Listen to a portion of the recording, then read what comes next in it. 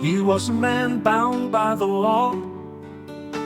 His holiness he thought was fine, but persecuting the Lord's kids, that's when he crossed the line. So then God chose to intervene on the road to Damascus town. A very bright light and a voice, Saul of Tarsus then fell down. 3 days blind with no food, he knew it was time to repent. So a Christian, Ananias by name, to broken Saul was then sent. But Ananias feared for his life. He knew what evil Saul had done. But God told him, "Go thy way, for dear Saul is my chosen one." Thus he obeyed what God had said, finding a street called Straight.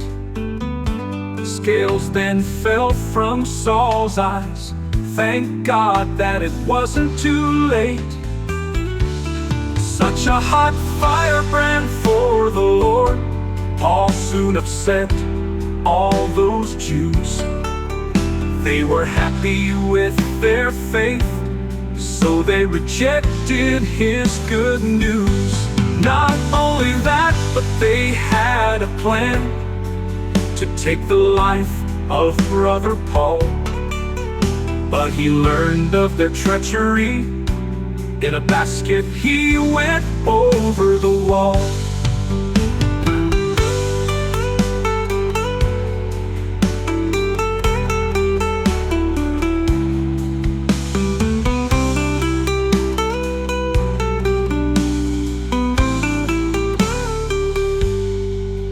In Jerusalem it was much the same.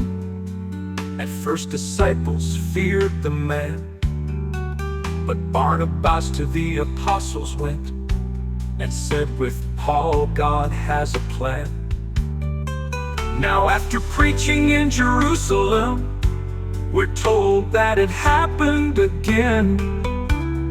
This time Grecians wanted him dead, so brethren sent him to Tarsus then. Now the rest of Paul's long story you can read in epistles and Acts.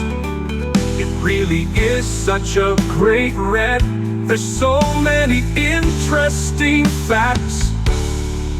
But Ananias feared for his life.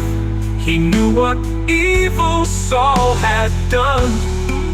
But God told him, "Go thy way, for dear Saul is my chosen one." But God told him, "Go thy way, for dear Saul is my chosen one." Thus he obeyed what God had said, finding a street called Straight. Scales then fell from Saul's eyes. Thank God that it wasn't too late. Thus he obeyed what God had said.